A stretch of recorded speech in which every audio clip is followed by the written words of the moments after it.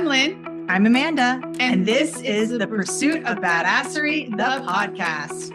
We're cutting through the fluff and cracking open what it really takes to build the business and life that you actually want. No gurus, no gatekeeping, just real talk, big action, and the badass energy you need to scale and slay. Some episodes, it's just us. And sometimes we bring on powerful guests with stories that'll hit home. Either way, this is not about playing small. It's about going all in. Let's get after it. Hey there, I'm Lynn. And I'm Amanda. Welcome to The Pursuit of Badassery, the podcast. Today, if you have ever said, I just need more time, we are going to challenge you today because most of the time, it's not a time problem, it is a priority problem. Today, we're breaking down what those priorities should be. Let's get after it. Priority. Listen, it's interesting. When I was sitting there thinking about it, I was like, damn, this can go like a gajillion different ways with everything that we could add to this. I mean, our next book is going to be about priorities and like being efficient and all of that, prioritization. I lost my train of thought there for a second, but I agree with you. It is not a time problem. It is a priority problem. And we often use the example about, and I know this is slightly different, but this will help put it into perspective, hopefully, is that people say that they don't have money to pay rent or don't have money to do this or don't have money to do that, yet they're rolling around with the brand new iPhone. They have brand new kicks on, like, they have priorities. It's about flashing themselves in front of others versus actually taking care of their responsibilities.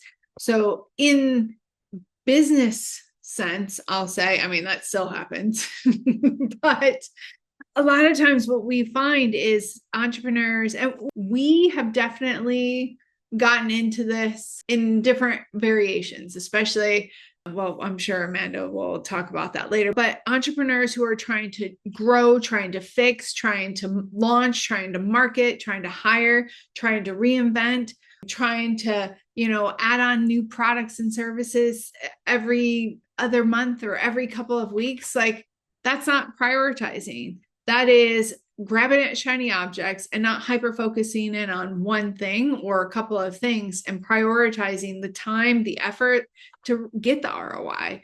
It's a discipline. It's a discipline of deciding what doesn't get your attention, what needs your attention, where do you need to focus, how do you need to focus that? And it is not easy, but it is so doable for most. I think for some it might be easy, but it's needed. It's not only doable, but it is absolutely essential, because otherwise you're plateauing or making a stagnant kind of growth trajectory or killing your business, or killing yourself. Probably a little bit of both. And I think this is why businesses feel so scattered sometimes. I mean, absolutely. When you have fewer priorities, actually that creates more growth. You have more time to focus on things. And I mean, every time I hear someone say, I just don't have time. Like, when I have more time, I'm like, well, time isn't like available on the shelf for purchase. You have to make the time. It's not magically.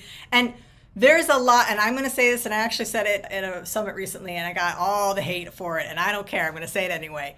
We all have the same 24 hours. Everybody hates that saying, and like, oh, it's not the same. Like, I will say it feels different, because 20-year-old Amanda, who used to take, used to work out at lunch and take naps in the afternoon, and go to the spa, that on every Tuesday, that felt different. That 24 hours felt different than my 24 hours now.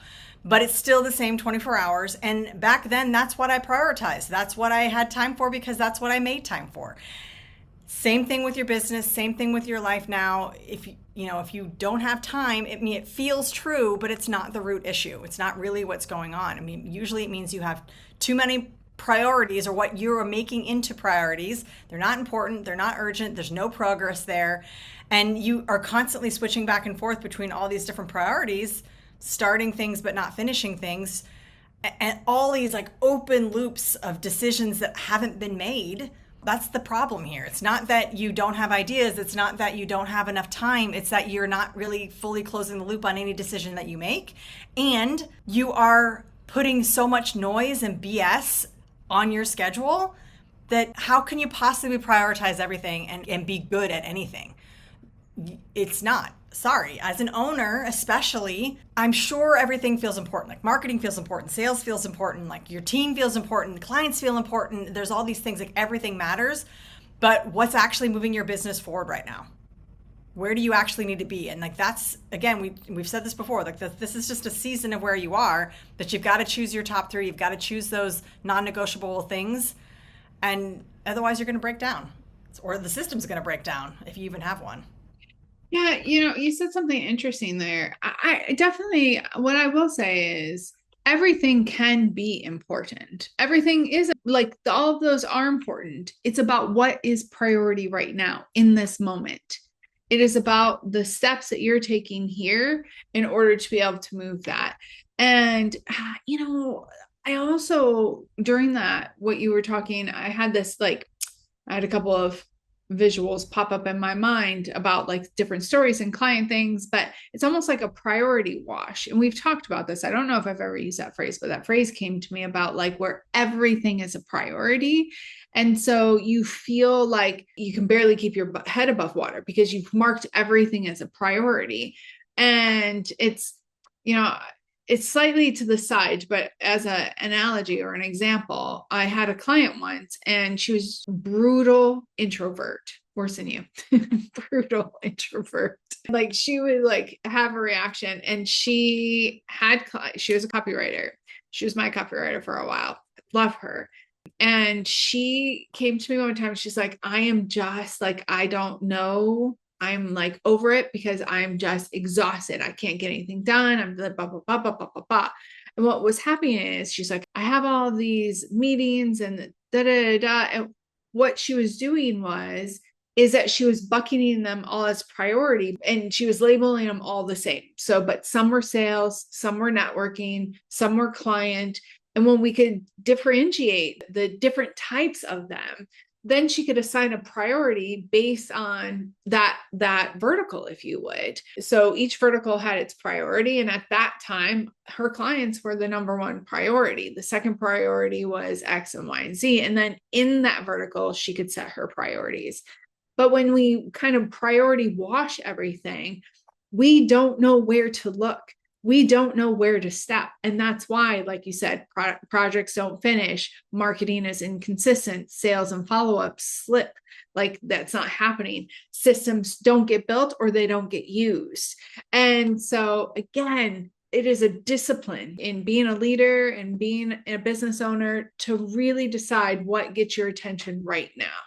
Because everything can be important, but not everything needs your attention in the same capacity and the same energy every single, like at the same time. No, you have to kind of regulate that and you have to make decisions about what truly, truly, truly is a priority. Yes, you don't need more hours in your day. You need fewer things competing for those hours. Absolutely. You need fewer things. So whether that's faster execution, whether it's, getting more clarity around what you need to use, maybe it's being more systemized and understanding what the order of things is. Because yes, things can all be important. For sure, sales is important, marketing's important. It's all important. It's all important. And there's still an order in which things happen. And if you can get yourself on a system, then suddenly it becomes, well, that's not a today problem. That's actually next Tuesday. I have scheduled to do that problem. Like that's next Tuesday. It's important, but I'm not going to work on that until next Tuesday because that's when I have it scheduled. So if you can really get not that you can always schedule out every problem or challenge you have, that's unrealistic. However, when you have a really good system and when you have these things that are repeatedly coming up, like for example, sales and marketing, it's going to come up more than once. So if you can set some systems around it, you can set some priorities and understand the timeline of those things, set up those benchmarkers, it becomes just more of a task and less of a priority that it feels like it's a lot, and it simplifies itself. It becomes, you can start to see what doesn't need to have my attention at all. What can I delegate away to somebody else? How can I reorganize this or adjust it? We do a lot of things over the course of a day. And as the busier I have gotten, the less things I do every day. And I know that sounds weird, but if you listen to our last podcast, we had a lot of things going on in the last 6 to 8 weeks. And I wasn't running around like a headless chicken the entire time. There were less things that I did on a day-to-day basis because I prioritized the things that needed to get done in order to save my sanity, but also because that's what needed to get done. So the longer I'm a business owner, the less things I'm really working on a day-to-day, because I've set up systems around it. I've set up my priorities to be ruthlessly setting up my priorities. And a lot of that has to do with having a kid. I don't want to be doing all the things. And we want other business owners to understand the power of that. The power of really ruthlessly prioritizing can set you free in your business if you set it up the right way. Oh, yeah. I mean, listen, we're all moving and shaking, but very few people actually complete things. And that's because they're not having a priority. That's it. There is a difference between movement, progress, and completion. I do have a question. I know that we've talked around, and before I say that, you did talk a lot about the three. I mean, if you've been listening to Amanda and I, we're all about the threes, the 3 priorities per quarter and the top 3 per week, and then the 3 per day that we're working towards. And I know I'm mumbling or babbling a little bit because my mind is like going a cajillion miles an hour. In our events and with clients, what we have them do is like a data dump. And sometimes they can have 100 plus goals on this like data dump. And if they look at that and they say, everything's a priority, they'll have analysis by paralysis. They're not going to be able to move. They're not going to be able to shift. And so breaking it up into bite-sized chunks to be able to say, okay, what are the 3 top priorities this quarter? What are the 3 top priorities based out of that? What are they for the week? And then what do I need to do for the day? What are the 3 actions I need to do for a day? And it is game changing when people start to look at their business, even their life like this. The things that can be accomplished and completed are absolutely unreal. And so I know we have a little bit more talking to do, but I want to get this question out before I forget it, is if you could only work on 3 things in your business for the next 90 days, what would they be? So write it out. We want it to be in alignment with your vision, with your bigger goals, etc. But if you hyper focus and double down on 3 things, prioritize focusing on those 3 things, doesn't mean other things don't get done because maybe they have to stay moving. I want to know in the comments what it would be. And I would love to hear your results in 90 days. We should do a 90-day challenge. I like that. Let's do a 90-day challenge. Stay tuned. We don't know when it's coming out, but very soon there'll be a 90-day challenge to get your priorities straight, get it together, and actually get things moving in the direction that makes sense for your business and not just movement for movement's sake, hamster in a wheel. Yeah, there we go. All right. Well, we want to know what your priorities are.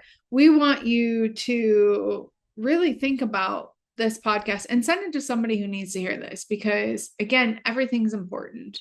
But when you can focus, when you can have the priority, and oh man, we didn't even like talk about your story, Amanda. Amanda actually brought this up in our last 4-day event, but Amanda is really good about like, oh, we should do this. Oh, we should do that. Oh, we should do this.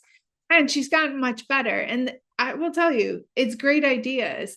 And when we actually said, okay, those are great ideas, let's set them aside and like hyper focus in on that, man, our numbers have completely changed. And it's fabulous to see the movement that's happening based on that commitment to focusing in on that. But it is a skill.